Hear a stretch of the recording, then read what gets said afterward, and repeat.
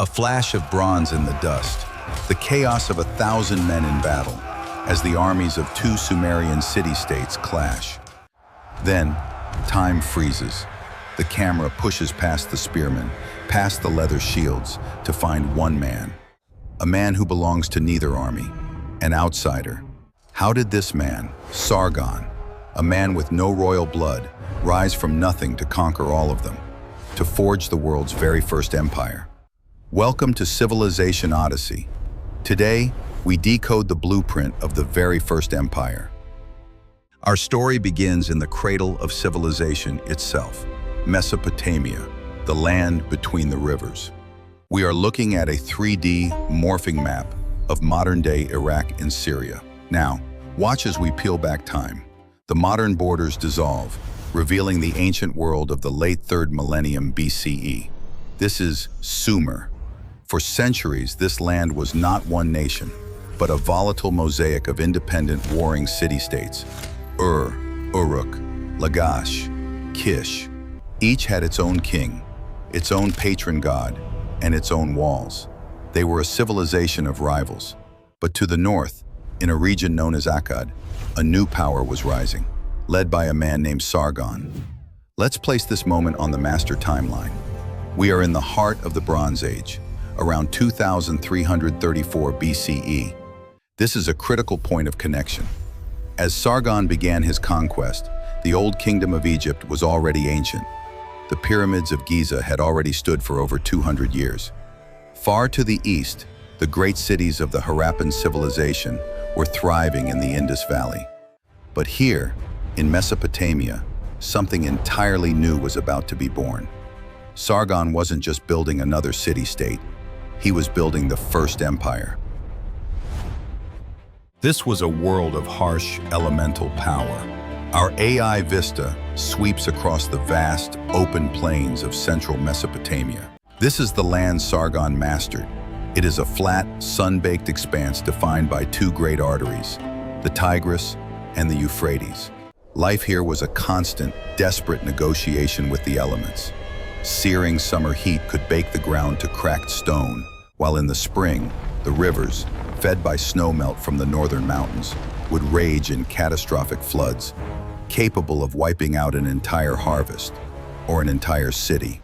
Survival, and therefore power, depended on controlling the water, channeling it through a complex web of canals and levees. From this earth, Sargon built his capital, the city of Akkad. And here, we face one of history's greatest mysteries. Akkad has never been found. It remains a legendary city, its ruins still buried somewhere beneath the Iraqi sands, lost to time. But we know it existed. We know it was a marvel of its age.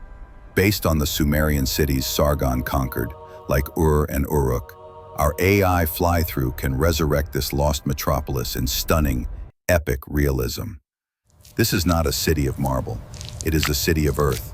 Everything is built from the most abundant material, river mud, mixed with straw and baked by the harsh sun into millions of mud bricks. We fly low through the narrow, winding alleys, past the packed earth courtyards of common homes, bustling with activity. Then, we rise. The skyline is dominated by two structures. First, the ziggurat, a massive stepped pyramid of solid brick, a man-made mountain reaching for the heavens, topped by a shrine to the gods. But nearby stands something new, the palace, a sprawling, fortified complex of administrative halls, armories, and royal chambers. This is the secular heart of the new empire, a symbol of Sargon's personal power, distinct from the temple. This architecture, built from the very dust of the land, was the stage for the world's first imperial drama. Who were the Akkadians? They were a new, fused society, a blend of two distinct peoples. For the first time, the Sumerian-speaking peoples of the south were ruled by the Semitic, Akkadian-speaking peoples of the north. Our deep humanism focus brings us into a bustling, sun-baked street market. We see the social fabric. We see Sumerian men, with their clean-shaven heads and traditional fleece-like woolen skirts, trading with Akkadian soldiers, identifiable by their meticulously curled, square beards and military kilts, a style that would define Mesopotamian power for 1,000 years. At the absolute pinnacle of this new society was Sargon himself. We see him in an intimate, torch-lit throne room. Our AI recreation, based on the stunning bronze head of an Akkadian ruler, believed to be him or his grandson, shows a man of immense presence. This is not a priest-king hiding in a temple. This is a Lugal, a great man, a military commander whose power is absolute. But Sargon's genius was not just military, it was social. He installed his most trusted Akkadians as governors in the conquered Sumerian cities, and in the most critical cultural city, he made his most brilliant move.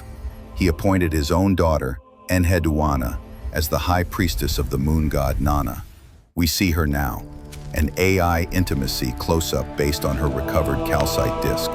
She is regal, intelligent, robed in the vestments of a high priestess, leading a religious procession. This was a masterstroke of political theater, binding the old Sumerian religious authority directly to his new Akkadian dynasty. But Enheduanna was more than a political pawn. She was a poet. She wrote a series of powerful personal hymns to the goddess Inanna, Ishtar, and crucially, she signed her name to them. This makes Enheduanna the single earliest known author, by name, in all of human history. The personal voice of literature is born from this empire. Below them, life was a daily grind. We see a commoner's home, built around an open-air courtyard. A family eats their simple meal, coarse barley bread, a stew of lentils and onions, and a thick, nutritious barley beer, which was a staple for everyone. We see scribes, their hands covered in clay, pressing cuneiform symbols onto wet tablets, the bureaucracy that held the empire together. We see farmers knee-deep in the irrigation canals, their lives tied to the harvest. And we see trade. This was the empire's lifeblood. There were no coins. Value was measured in standardized weights of barley, or, for high-value goods, silver. We see a caravan arriving, laden with copper from Anatolia, dark blue lapis lazuli from faraway Afghanistan, and cedar wood from the mountains of Lebanon, all to be traded for Akkad's greatest export, surplus grain and finely woven textiles. This was the first truly interconnected imperial economy. So what was Sargon's superior advantage? How did this one man break a 1,000-year-old system? The answer is a two-part revolution that redefined power itself. First, and most critically, Sargon invented the professional, standing army. Before Sargon, warfare was seasonal. A king would call up his city's farmers and artisans, who would fight as a citizen militia. They were loyal to their home city, and after the campaign, they returned to their fields. This was the limit of power. Sargon shattered this limit. We are now visualizing his new creation, a corps of 5,400 full-time soldiers. These men were not farmers. They were professionals in the art of war. They trained every day. They were paid from the imperial treasury. And most importantly, their loyalty was not to a city or a temple. It was to Sargon personally. He famously boasted that he ate with these 5,400 men every day. We see them now, an AI epic shot of this new army on the march. They are disciplined, uniformly equipped with bronze-girded kilts and pointed bronze helmets. They are a combined arms force. We see the tight phalanx of Sumerian-style spearmen, but now supported by ranks of mobile, deadly Akkadian archers, wielding the powerful composite bow. This was a force that could march and conquer anywhere, at any time of year. It made citizen militias obsolete. But this army needed a new kind of system to support it. Sargon's second innovation was centralized bureaucracy. He didn't just conquer cities, he absorbed them. He tore down their ancient defensive walls, a symbolic and literal destruction of their independence. He then installed his own trusted Akkadian-speaking governors to rule them. We see a 3D analytical map as Akkad's control radiates outwards, replacing local rulers with loyal agents. He standardized weights and measures, the gur for grain, the shekel for silver, creating a single vast economic zone. He made the Akkadian language the official language of administration, forcing a conquered, multi-ethnic world to speak the language of its new masters. This combination of a loyal, permanent army and a centralized, loyal administration was the engine of empire. It was this machine that allowed Sargon to, for the first time, claim the title King of the Four Quarters of the World. The Akkadian soul was not built on a new religion, but on a masterful fusion of beliefs. Sargon knew he could not simply erase the ancient gods of Sumer. He had to absorb them. This was an act of religious and political syncretism. The Akkadians looked at the Sumerian pantheon and simply gave their gods new Akkadian names. The most potent example of this was the goddess of love and war. We now see a surreal, dreamlike AI vista. A Sumerian statue of the goddess Inanna, robed and holding her symbols of grain and power, stands in a temple. The image shimmers, as if through heat haze, and slowly morphs into the Akkadian Ishtar. She is more martial, more severe, armed for battle, her foot upon a lion, her symbol the eight-pointed star. She was the perfect goddess for this new empire, a deity of profound passion and creation, but also of terrifying, ruthless violence. This fusion was the great project of Sargon's daughter, the high priestess Enheduanna. It was through her hymns, written in Sumerian but filled with Akkadian devotion, that she wove these two traditions together. She gave this new, syncretic faith its voice, solidifying Ishtar as the patroness of the dynasty. For the average Akkadian, the gods were everywhere. They were in the sun, the storms, and the floodwaters. They were capricious and demanding, reflecting the harsh realities of their world. Their rituals were not quiet prayers, but loud, communal festivals tied to the harvest and the seasons, acts of desperate appeasement to keep chaos at bay. An empire forged in conquest is held together by relentless, brutal force. Sargon's descendants, especially his formidable grandson Naram-Sin, were constantly at war.